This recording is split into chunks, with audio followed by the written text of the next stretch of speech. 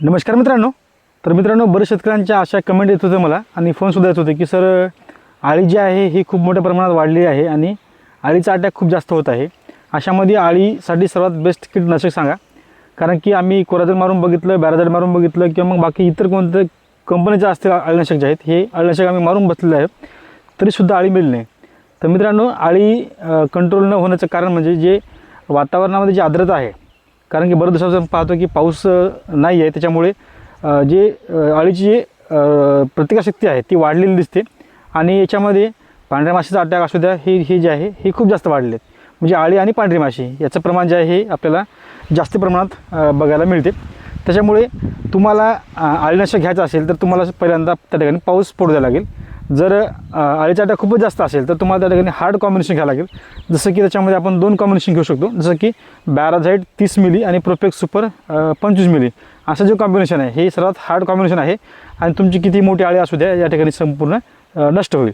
त्याचबरोबर आणखी कॉम्बिनेशन आहे ते म्हणजे इमॅमेक्टिन बेन्झोएट साधारण तुम्हाला 15 ग्राम घ्यायचं आहे आणि क्लोरोबायरिफॉस साधारण तुम्हाला 30 मिली असं सुद्धा तुम्ही कॉम्बिनेशन घेऊ शकता. हे सुद्धा कॉम्बिनेशन जे आहे एकदम हार्ड कॉम्बिनेशन त्या ठिकाणी होते.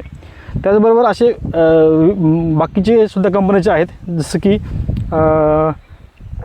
जे तुम्हाला 4 कॉम्बिनेशन असू द्या, 3 कॉम्बिनेशन असू द्या, असे जे कॉम्बिनेशन आहेत म्हणजे पिकाला म्हणजे आळीला जे माहीतच नाही असे कॉम्बिनेशन जर तुम्ही वापरले तर त्या ठिकाणी थोडंसं आळीचं नियंत्रण जे आहे हे त्या ठिकाणी होऊ शकते. कारण की आळीची जी प्रतिकारशक्ती आहे ही वाढलेली आहे आणि आपली साध्या अळीनाशकाने जसं की तुम्ही डोस वाढून जरी घेतला, समजून घ्या कोराजेन जर असेल 15 मिली जरी तुम्ही कोराजेनचा वापर केला तरीसुद्धा आळी मरत नाही. कारण की त्याची प्रतिकारशक्ती जी आहे ही आळीची वाढलेली दिसते. त्याच्यामुळे तुम्हाला कॉम्बिनेशन आता थोडंसं हार्ड घ्यावं लागेल. जास्त आळीचा अटॅक असेल तर, कारण की याच्यामध्ये बऱ्याच शेतकऱ्यांचं असं सुद्धा म्हणणं होतं की आळी आता पानं खात नाही, डायरेक्ट तुमच्या शेंगावर हमला करत आहे आणि शेंगाला संपूर्ण चाटून म्हणजे शेंगावर डंक मारत आहे. असे बऱ्याच शेतकऱ्यांचे जे प्रश्न होते की सर्वात हार्ड कॉम्बिनेशन सांगा आता आम्हाला, कारण की आम्ही सर्व करून पाहिलो तर आळी मरत नाही.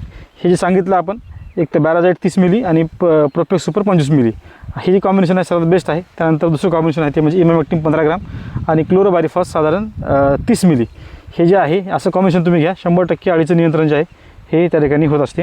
तर आता आपल्या शेतामध्ये आळीचा अटॅक आहे का, तर मित्रांनो आपण काय करतो की आळी येण्या अगोदर कीटकनाशक जे आहे हे आपण मारत असतो, त्याच्यामुळे आळीचा अटॅक आपल्या शेतामध्ये जास्त दिसत नाही. तर आपण थोडंसं बघू आता आळीचा अटॅक आहे किंवा नाही हे कसं आपण ओळखू शकतो.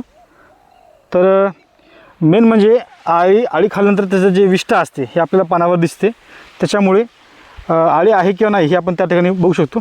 दुसरी गोष्ट म्हणजे आपण शेंगा वगैरे शेंगा जर तुम्ही पाहिले समजून घ्या तर शेंगाला डंक मारणे हा जो प्रॉब्लेम आहे, जर डंक मारलं दिसत असेल शेंगावर तर अशा ठिकाणी आपण समजून जाऊ शकतो की आळीचा अटॅक त्या ठिकाणी आहे. म्हणजे ह्या ज्या गोष्टी आहेत आपल्याला त्या ठिकाणी समजून जाते. तर अशा पद्धतीने तुम्ही त्याचं जे आपण नियोजन सांगितलं की जास्त आळीचा अटॅक असेल तर तुम्ही हे जे कॉम्बिनेशन सांगितलं आपण बॅराझाइड 30 मिली आणि प्रोपेक्स सुपर 25 मिली हे सर्वात बेस्ट आहे आणि सगळ्यात उत्तम आहे. त्यासाठी तुम्हाला जमिनीमध्ये थोडासा ओलावा तरी असणं आवश्यक आहे, कारण की एकदम ड्रायमध्ये तुम्हाला घेता येणार नाही, कारण की याच्यामध्ये पहिलेच पिकामध्ये ताकद नाही. मेन म्हणजे पिकामध्ये थोडीशी ताकद पाहिजे. त्यानंतर तुम्ही हे जे कॉम्बिनेशन आहे त्या ठिकाणी घेऊ शकता. तर आमच्या इथं वातावरण सध्याला पावसाचं बनत आहे. आता आपण निघत आहोत घराकडे. वातावरण या ठिकाणी दिसत आहे, वारेसुद्धा वाहत आहे जोराचे आणि थंड वारे वाहत आहेत. तर पाऊस येण्याचा अंदाज या ठिकाणी दिसत आहे. तर आपण आता सध्या निघत आहोत घराकडे. धन्यवाद.